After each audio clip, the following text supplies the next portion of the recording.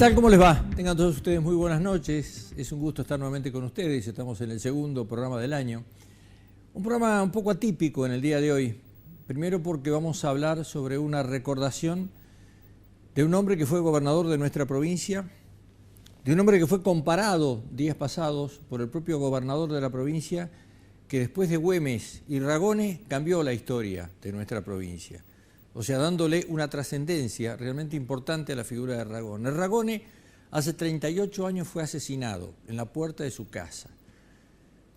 Hasta ahora lo que se pudo saber es que los grupos que lo mataron, o las personas que lo mataron, estaban directamente relacionados a una interna del propio Partido Justicialista en el Frejuvi.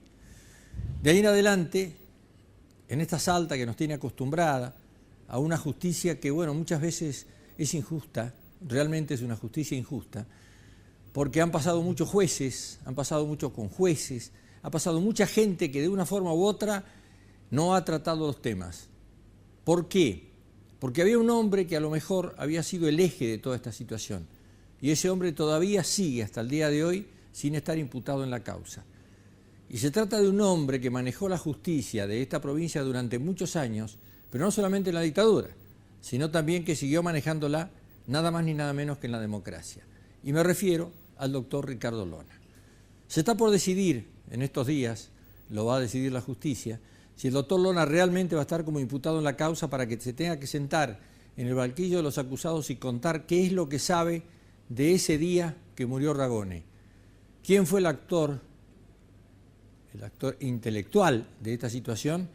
¿Y por qué él no investigó y no hizo absolutamente nada en los años que fueron pasando? Y recién ahora, después de 37 años, porque el año pasado fue el juicio, se pudo llevar adelante una condena a algunas personas y se cree que todavía faltan otras. Estamos hablando de 38 años, nada más ni nada menos. Vamos a hacer un material histórico que hemos recopilado de distintos lugares a los fines de que la persona que tiene 35 años, 40 años y escucha hablar de Ragone y no sabe de qué se trata, a lo mejor hoy, a raíz de esta explicación, pueda ir poniéndose un poquito más en lo que fue nuestra historia. Porque no se puede vivir de acá para adelante sin saber qué es lo que nos pasó. Y esto todavía no terminamos de saber qué pasó con Ragone. Vamos a estar con el nieto Ragone, que también fue uno de los hombres que más motivó de que esta causa pueda seguir adelante y se pueda seguir permanentemente investigando. Si no, la verdad que no sé qué hubiese pasado. Porque la familia, ya sea la esposa de Ragone, las hijas, hicieron lo que pudieron. Ahora el que está trabajando es el nieto en este tema, Fernando Pequeño. Y vamos a estar con uno de los periodistas que más siguió esto, que se llama Héctor Ali. Con él vamos a estar, juntamente con Fernando Pequeño, y esta pequeña recopilación de una historia de un hombre que le dio muchísimo a Salta. Un hombre modesto además, el médico del pueblo. No sé si hoy podríamos tener un médico del pueblo que pueda llegar a ser gobernador de una provincia. La verdad que tengo mis serias dudas, pero bueno, sí, Ragone en ese momento lo fue. En el segundo bloque vamos a ir con un hombre que hoy está, diría yo, en el medio de la tormenta, está en el ojo de la tormenta. Estamos hablando del vicegobernador de la provincia y el actual presidente del Partido Renovador de Salta. Estamos hablando de Andrés Otos. Mañana se presenta una línea interna dentro del Partido Renovador. Estamos hablando de Julio César Lutay, que encabeza un movimiento para hacer una línea interna, que yo diría que sería la línea interna Lutay-Urtubey. O sea, el urtubeycismo dentro del Partido Renovador a través de un renovador, que es precisamente Julio César Lutay. Hubo una campaña bastante grande e importante llevada adelante por el doctor Juan Manuel Urtubey a través de María Inés Díez, de ir a hablar a intendentes, o sea, de que dejó el cargo de ministra, que está trabajando en todo el interior a los fines de poder, bueno, hablar con todos, no sé si comprar o persuadir intendentes del Partido Renovador para que puedan apoyar esta línea de Lutay en contra de Andrés Otos. Esto es un movimiento clarito político que se pudo observar ya hace varios meses. A su vez, el domingo, el Partido Renovador de Salta tiene su propia convención. ¿Para qué? Para determinar si en la próxima elección van a ir o no van a ir con alianzas. Ahí va a estar Julio César Lutay también sentado, porque uno de los que está previsto que lo quieren echar dentro del partido, además ya lo anunciaron, es no solamente a él, sino a un intendente y también la figura de Cristina Fiore, que es la mujer que bueno, fue acusada más de traidora en toda la política de Salta en los últimos años.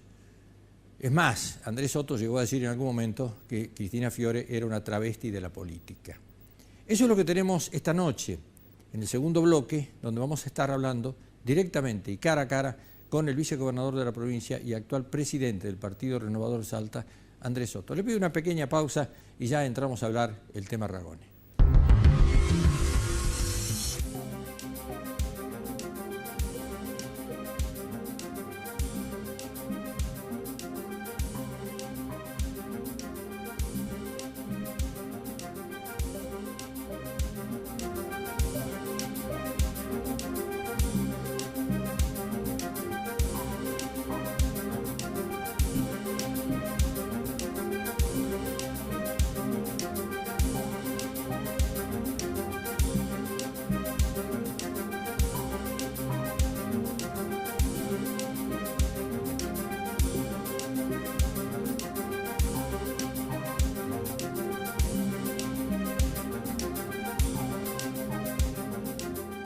Bueno, ya estamos nuevamente, muchas gracias. ¿Cómo te va, Fernando? ¿Qué tal, Mario? ¿Todo bien? Todo bien. Bueno, tratando de hacer una recopilación de toda esta historia, que yo creo que vos fuiste dentro de tu familia uno de los que más trabajó para llevarla adelante, ¿no? O sea, no todos son iguales dentro de una familia, tu abuela hizo lo que pudo, tu mamá también. Así y bueno, salió un nieto que dijo, vamos a pelear por esto, y lo seguís instalando el tema, y despacito va avanzando, y todavía falta. Pero yo le decía a nuestra audiencia recién que hay chicos que tienen 30 años que no tienen idea de lo que le estamos hablando y algunos que tienen 40 que tampoco tienen idea de lo que le estamos hablando. ¿Por qué? Y porque es historia y si no lo leyeron no saben de qué le hablamos. Y lo que no saben seguramente es que todavía eso está sin esclarecerse en su totalidad. Sí hay parte esclarecida y hay parte que falta esclarecer. Así es, lo peor que hay chicos que hoy tienen 30 y 40 años que no saben por qué se habla de todas estas cosas.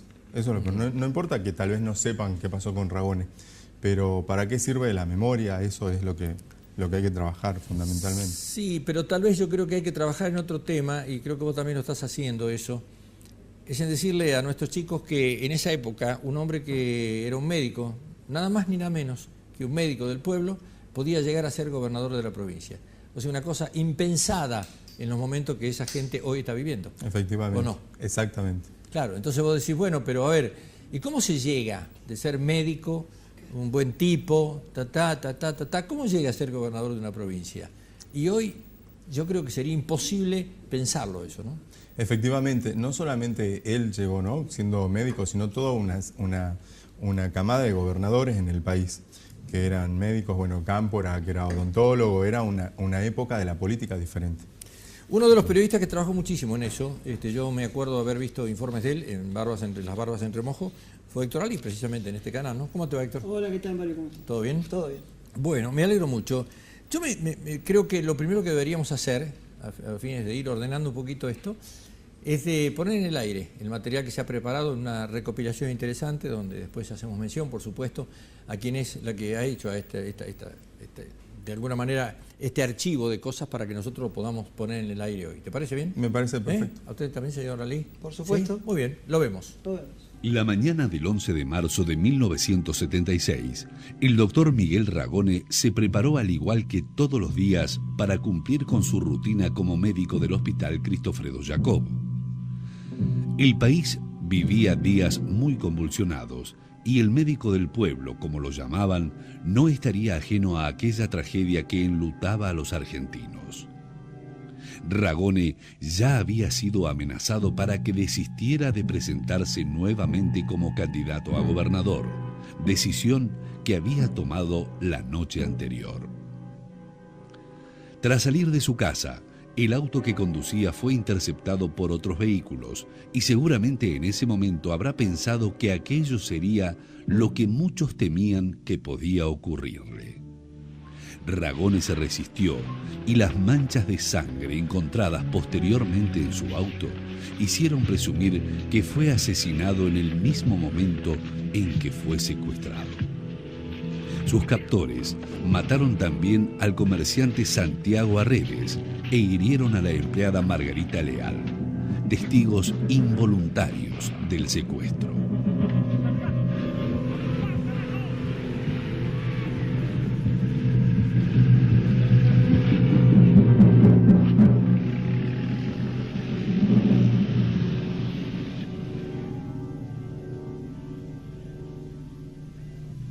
Por teléfono. ¿Está el doctor Ragones? No. ¿Dónde está? Está operando, le decía yo. Bueno, esa era la señora de Rayé, que ya sabían, yo no sabía nada. Al rato, otra vez el teléfono. A todo le contestaba yo lo mismo porque él salió para el hospital. Y bueno, cuando vino mi cuñado, dice, che, dice, vos lo más tranquila acá y sabe que lo han secuestrado a Miguel. ¡Uy, Dios mío! Me fui arriba y he saltado, como una loca, porque vino el juez Lona, que era muy amigo de nosotros, y a mí me habían dicho que había quedado un zapato con sangre ahí. Y yo hasta que no lo veía el zapato no podía creer, viste, cuando uno... Bueno, la cuestión es que lo han traído el zapato y me mostró el zapato con una mancha gruesa de sangre. Ay, ahí ya me perdí. Ya se llenó la gente, la casa de gente y todo. Como una rara paradoja del destino, ese día se cumplían 3 años de la aplastante victoria que había obtenido en 1973, con el 57% de los votos. Su alianza con sectores de izquierda y el tinte popular y humanista que le imprimió a su gobierno le costaron ganarse enemigos dentro y fuera de su partido, que lo hostigaron permanentemente a lo largo de su corto mandato.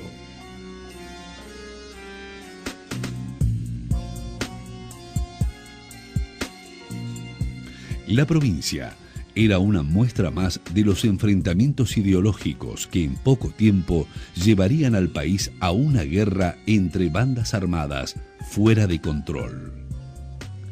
Aquella tensión política y gremial que redundaba en enfrentamientos y ataques cotidianos también se vivió en Salta. Hubo atentados con bombas y disparos contra miembros del Poder Judicial, gremialistas y militantes de la época. Aquí en Salta la represión ya empieza a partir, digamos, de la muerte de Perón. La caída de Cámpora y la pérdida de poder que tienen los sectores de la tendencia revolucionaria, digamos, castiga terriblemente a Salta. Aquí mataron mucha gente. Yo no fui testigo presencial, pero al otro día me despertaba y no sabía si a quién le tocaba. Y desaparecidos. En mi casa me rompieron todo, mis hijos eran pequeños, yo no estaba. Me destrozaron todo con una impunidad total. Ahí comienzan los actos violentos. Nos quemaban los libros. Se agudiza con atentados y amenazas.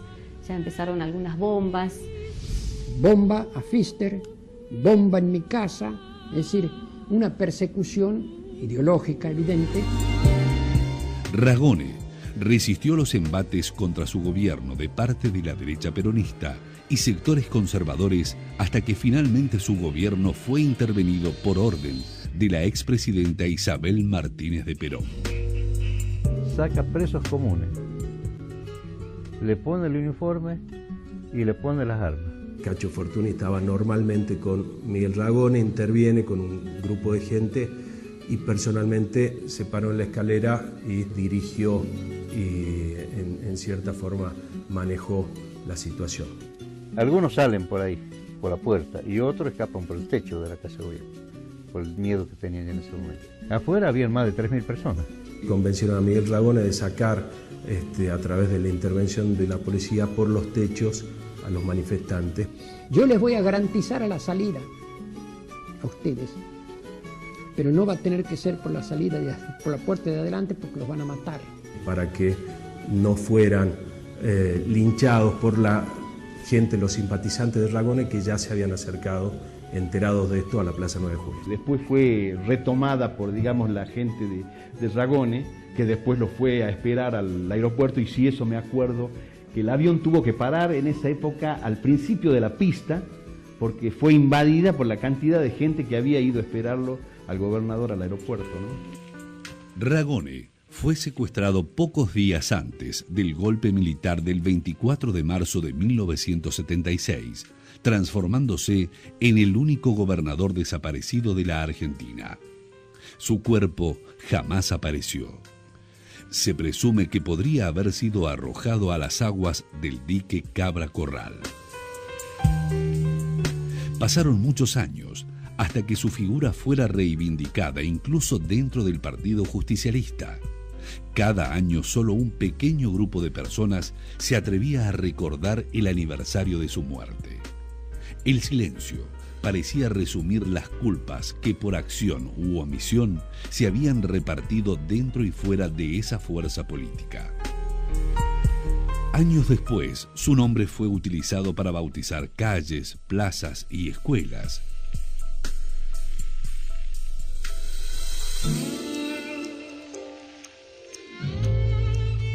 El fallecido expresidente Néstor Kirchner propuso erigir un museo en su memoria en su casa de Pasaje Puló, pero la iniciativa aún no pudo plasmarse por cuestiones burocráticas y económicas.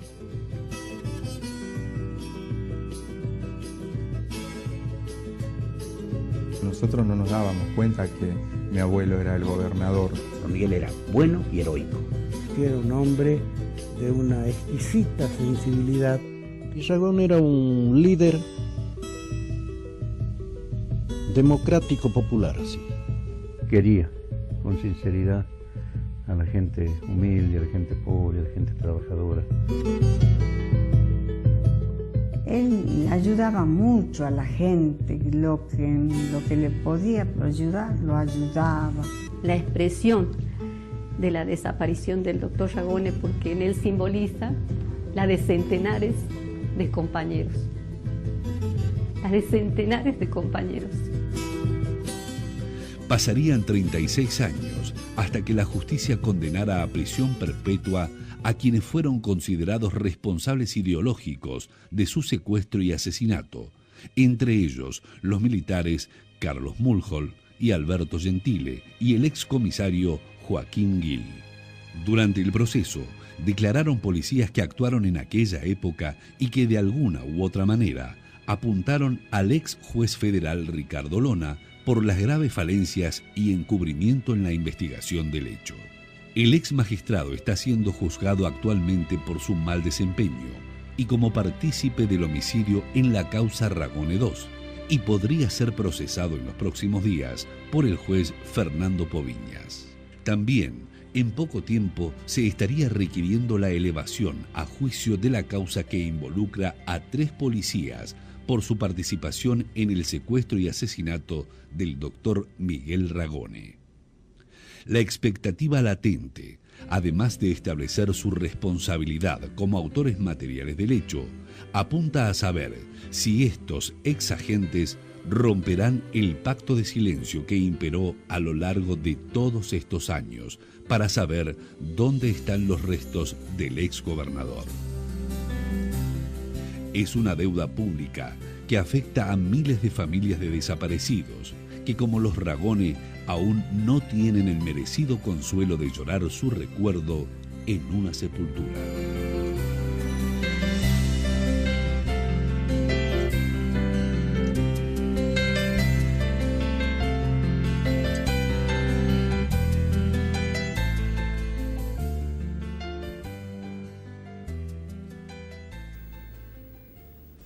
¿Qué te trae esto?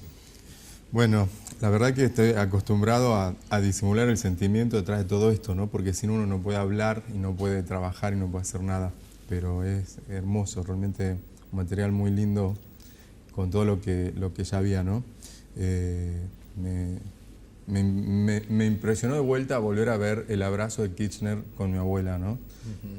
Néstor, que ya no está, y mi abuela que casi se muere, que está muy viejita, cómo la gente se va yendo, y esto es la verdad, digamos, más contundente, que queda muy poquito tiempo, y yo espero que en ese poquito tiempo que quede, por lo menos terminar lo último que nosotros nos proponíamos como familiares, que era que ese amigo de Miguel Ragone, ese juez tan poderoso que lo traicionó no solamente a Miguel Ragone, sino a todo un proyecto político del que él llegó, de alguna manera prácticamente, sea justiciado por la misma justicia que él transformó en una justicia genocida, porque por eso no tuvimos justicia. Y también que quede muy clara la voluntad política actual de poder ajusticiarlo, porque digo, lo que hay que entender detrás de este genocidio de mi abuelo y de 200 personas acá en Salta, es que este juez era el poder detrás del poder. El poder que no cambiaba era el poder del juez Lona. Cambiaron gobernadores, gobernadores democráticos, varios, que tuvieron que echar mano a ese poder del juez Lona para poder construir su propio poder. Hasta que llegó Néstor, hasta que llegó Juan Manuel Urtubey. Pero tampoco llegaron porque si nomás llegaron porque hubo una sociedad que lo sostiene. Está ¿no? bien. Ahora, adjudicarle todo el poder a Lona solamente, por allí es un poco quedarse corto, ¿no? Porque Lona a su vez tendría voluntades que lo apoyaban y que lo protegían. O sea, él fue uno de los hombres... Y actualmente Sí. las tiene. A ver, yo por casualidad pudimos encontrarnos y tener un pequeño diálogo de 3 minutos cuando fue citado, en el que por primera vez, después de 38 años, se le pudo imputar la causa. Imputar significa que después de eso comienza todo un proceso real de la justicia a la que él no había podido ser sometido en 38 años. Fíjese qué importante. Cuando el juez o ex juez caminaba por el pasillo, que a nosotros nos sacaron porque pensaron que él iba a entrar por algún lugar, y nosotros muy respetuosamente con mi madre nos pusimos en un pasillo y por donde él pasó. Yo saludé a su abogado y a él no lo saludé por respeto, porque tal vez para no incomodarlo. Y él me increpó y me preguntó si yo era Ragone, le dije que sí, pero con muchísimo respeto realmente, y me trató de ignorante. Bueno, es muy soberbio, ¿no? Es muy, muy soberbio. O sea, sigue siendo exactamente Sigue igual, siendo a igual. que cuando Pero manejaba la justicia. Lo que más me impresionó es la devoción de la gente, de los empleados del Poder Judicial. Ahí yo entendí en qué ciudad vivimos y por qué es tan importante que se haga justicia sobre la persona del juez Lona. Porque la gente del juzgado federal actualmente cree que él es inocente. Bueno, pero también creo que deberías hacer una lectura, que algunos en algún momento la hemos hecho, ¿no? De quiénes son los jueces que se excusaron de actuar en la causa por amistad manifiesta y quiénes por enemistad manifiesta. O sea, pero en definitiva, jueces con jueces se fueron apartando de la causa permanentemente. Pero no solamente eso, jueces, pero también 38 abogados, que yo tengo los nombres y apellidos, que no podíamos encontrar un juez allá por 2006, 2007, cuando empezamos toda esta lucha. No podían encontrar un abogado ustedes. Un abogado que pudiera ser juez, sí. ¿no? Porque los jueces se habían inhibido todos. 38 personas del medio de la justicia de Salta nos dieron vuelta la cara en ese momento. Yo sé quién es quién. Hoy todos aplauden, hoy todos Ragone es una gran persona, pero yo no me voy a olvidar nunca de esa soledad en la que vivimos. Como tampoco me voy a olvidar nunca de cómo, digamos, tuvimos que recurrir afuera para que aparezcan fiscales externos para poder hacer esta justicia. Y hoy un juez que es de otra generación, por eso se lo puede imputar. Realmente la justicia federal genocida, creo que nos debemos que sea una justicia a la altura de los acontecimientos, ¿no? Vos días pasados manifestabas en una nota que yo te hacía en la radio la complicidad con el silencio, que en Salta no sabía prácticamente quién era este señor Lona, por la complicidad del diario El Tribuno, ¿no? Bueno, la complicidad del Tribuno fue manifiesta, digamos, en el estudio, digamos, que hace esto, yo no lo digo yo, lo dicen gente que estudió, gentes académicas. Primero lo apoyaron. Y cuando se dieron cuenta, a mi abuelo sirvió, digamos, en el esquema para que llegue a la gobernación, y luego cuando se dieron cuenta cómo iba a ser el reparto de la torta, inmediatamente empezaron a trabajar para marcarlo como enemigo, que es lo que produjo también que después pudieran matarlo. También, bueno, los medios de prensa tienen mucho poder, ¿no? Y hablando un poco de eso, también me queda muy claro a mí quién es quién dentro del Partido Justicialista hoy. Yo hace 8 o 9 años que vengo aprendiendo, digamos, que el partido me abrió las puertas. No voy a analizar por qué, digamos. El hecho es que yo puedo transitar por el partido, me siento parte del partido, pero también me va quedando claro quién es quién para Miguel Ragone, quién reivindica a Miguel Ragone, quién hace un uso terrible de Miguel Ragone, y creo que la única manera de confrontar es trabajar todos los días como nosotros venimos trabajando. La mención dentro de todo el esquema y tu agradecimiento hacia la figura de Kirchner, lamentablemente todavía no se pudo concretar, porque cuando vino Kirchner y le dio el abrazo a tu abuela, también se habló del museo. O sea, vos estuviste ahí, creo, en ese momento, cuando se hablaba del museo, que se iba a poner el Museo Ragone, ¿no? Claro, la visita del expresidente en ese momento la cubrimos todos los que estábamos acá por distintos medios locales, nacionales, y fue uno de los principales anuncios que hizo, ¿no? No sé si fue porque le surgió en ese momento, porque venía como proyecto, pero bueno, desde ese momento es que comenzó a menearse la idea de ver quién se hacía cargo, cómo se repartían las cargas del contenido, de la compra de la casa. O sea, hay muchos elementos que van más allá de la voluntad de hacerlo. En este momento tiene una aprobación en la Cámara de Diputados, falta que se lo trate en el Senado. Hay una imputación del costo importante que todavía creo que no está muy aclarada. Eso lo tuvimos el año pasado conversando en la radio. No estaba muy claro los montos y demás porque estaba esta cuestión del valor inmobiliario y del valor fiscal, en fin. Que hoy me imagino que habrá cambiado también, ¿no? La verdad. Ahora, a todo esto hubo un compromiso público del gobernador de la provincia con respecto al museo, y hay un impedimento que es real, que tiene el gobernador, o el gobierno de la provincia, de poder comprar el inmueble fuera de lo que fijan los costos que le da el propio inmueble para las compras. Entonces, el gobernador, en ese momento, según él mismo lo manifestó, mandó un proyecto a la legislatura para que la legislatura le apruebe la diferencia de costo entre lo que dice el valor inmobiliario y lo que vale realmente la propiedad. Eso fue aprobado en la Cámara de Diputados y está detenido en la Cámara de Senadores. Así es el tema, ¿no? Efectivamente. Bueno, yo espero que ahora, en los próximos meses, el Senado realmente avance con eso y se pueda avanzar. Lo cual es la mitad de la gestión, porque la otra hay que hacerla en Nación, porque sobre ese inmueble está hecho un proyecto en el cual el gobierno de la provincia puso el dinero para hacer ese proyecto ya definitivo, para transformar la escala de vivienda que tiene esa casa en una escala que pueda ser un museo, ¿no? Fernando, ¿cuántos años tenés vos? 45. 45, quiere decir que vos tenías 7 años. 7, 8 años. ¿Te lo acordás a él o no? Sí, muchísimo. ¿Sí? Sí, ¿Jugabas mucho con él? No solamente jugaba, era prácticamente como mi papá, porque mi papá era muy joven, estaba haciendo sus primeros pasos en la economía y mi abuelo pasaba la mayor parte del tiempo conmigo. Sí, me acuerdo mucho de él. Gracias, Héctor. No, por favor. Fernando, ha sido un placer. Por favor. Esperemos que nos podamos juntar el año que viene y decir que el tema está resuelto, que los que lo han matado y los que han ocultado la verdad durante tantos años también puede estar entre rejas y que el museo puede estar en marcha. Y también el cuerpo, porque hoy sabemos que podemos dar con el cuerpo. Gracias. Nos encontramos en un minuto, nada más, con el vicegobernador de la provincia, el señor Andrés Soto. Ya volvemos.